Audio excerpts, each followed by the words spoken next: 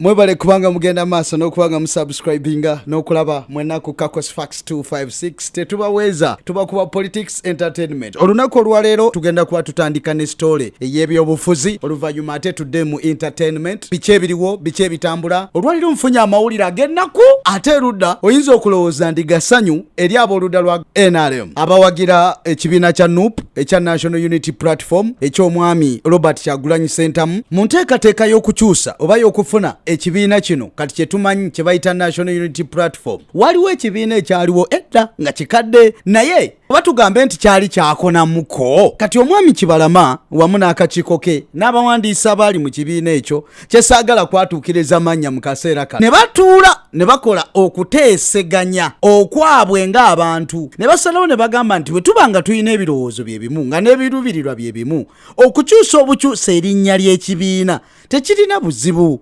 Katukyuse erinnya ly'ekibiina ndowooza mwalaba omwami Kibalama nga bakkaanya wamu n'akakiiko kakakadde k'ekibiina kiri ne basalawo ne bagamba tukiyite National Unity Platform era okukakana ne bagamba nti Robert Kyagulanyi Ssentamu ekibiina kino kiddukanye naye tebaakimuguza. Wano abasinga obungi bwe balina ensobi era nga bagamba nti baali bakitunze tebaakimuguza wabula baateesa basobole okulaba nga batambulira ku mulamwa gwe gumu kubanga nabo bannankyukakyuka. Naye ngera bw'omanyi kukkaanya okwaliwo kuyinza okuba kwaliko ebirala ebyajjirako bye balina okuba nga bakkaanya ebyo bye tutaagala kumanya kuba byali wakati waabwe ne waba waliwo akasente ke baali balina okuwaayo baali balina okukawaayo mu mutima omulungi era mu kukkaanya kubanga byali ebyoboolyawo ebimu ku bye baali balina okukola ki okutuukiriza. Now it's high time we hand over the party to young men, young people.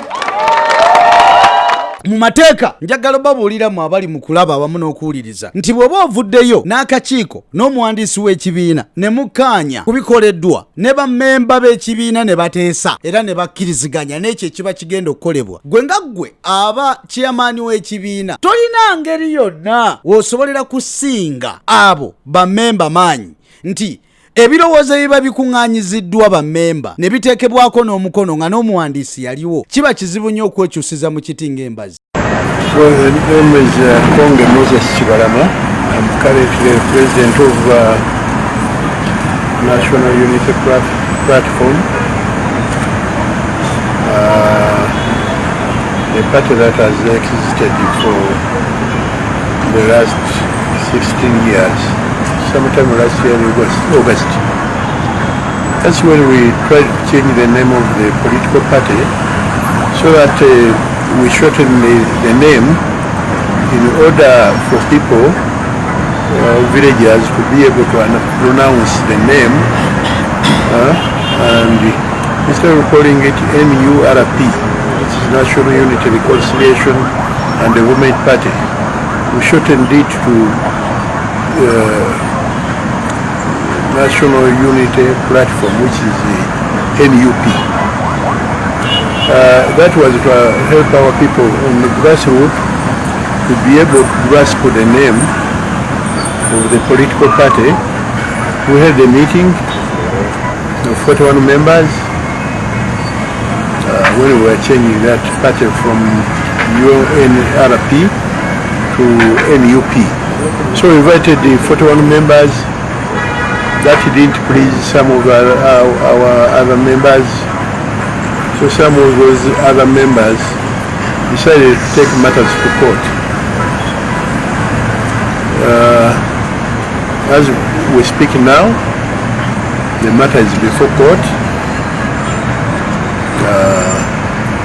But much as the matter is still before court, we had already took a change of mind that we shouldn't really cope up with these young men because they have not fulfilled all the promises that we had made to affect their changes. We formed the party far back in 2004 without knowing whether Kyagulanyi would ever come on board, whether he would come on stage or whatever it is. So we formed a political party and we've been running it on our own without anybody's funding, without funding from government. But of course when someone turns up with an offer of something, you know, to do as good as $5 million US. Any individual would go in for the same. That's how we fell into the trap. It was a good promise, we hoped so. And then, of course, we had not worked with this group. We wouldn't know them until we get closer to them and we say, hey, what's this? We are messing up our party. If we didn't bring in this people power group, the party would be still flourishing very well, and without incidents or complaints. Administrative-wise, when you look at political parties or offices, if I nominate someone to stand in a certain area of these electoral processes, and someone does not honor,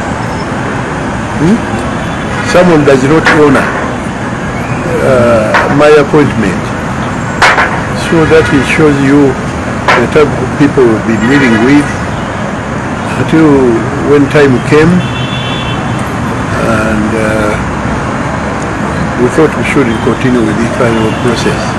Era mu kaseera kano omwami Kibalama n'omuwandiisi we bino bye bavuddeyo ne boogera tebikyasoboka mu kaseera kano. Bobi Wine avuddeyo ku mukutu gwe gwa Facebook n'abaako byayogedde era ng'agamba nti omwami Kibalama ka vidiyo ako kaakoze si yeye, si gwamanyi, si y'oli alabikako mu press conference nga bali mu kutongoza National Unity Platform.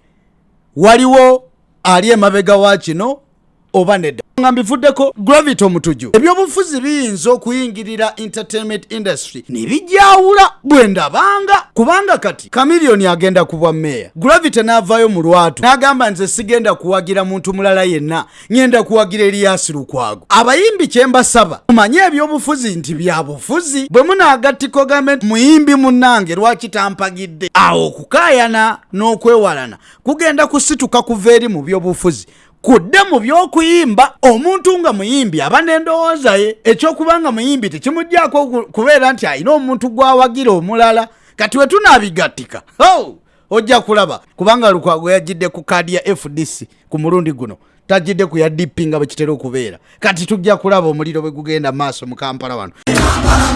Yafesebo gomulodi wali yafesebo gomulodi wali yafesebo gomulodi wali yafesebo gomulodi wali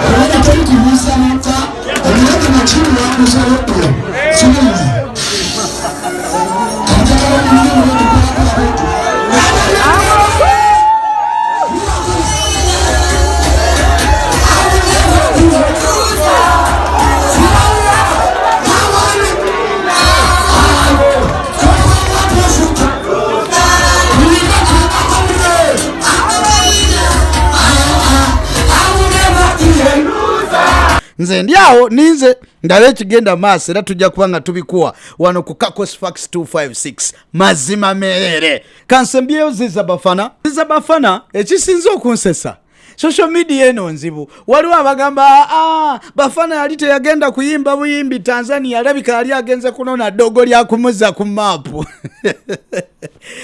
Kubanga bino bagenzo byogera Bafana olwatuuse bwati nga bakamujja mu quarantine bwati agendeddewo mu bantu be aba family. Kati ne bagamba yagenze kusamirira ku mpewo za kika kiki. Jukira nti Ziza Bafana mwaka gwali gwa 2015 we yawukana ne manager Roger, kati manager wa Spice Diana omuziki kubadde kumutambulira bulungi paka kati we yagenze mutukulo okuyimba okuvaayo okudda bangi bamwogerera ebigambo bingi. Njagala okubebaza mu ngeri y'ensusso mu maanyi ag'ekitalo mwebale nnyo basiba ne banyabo tubeererawo mu mbeera zonna mu ngeri yonna.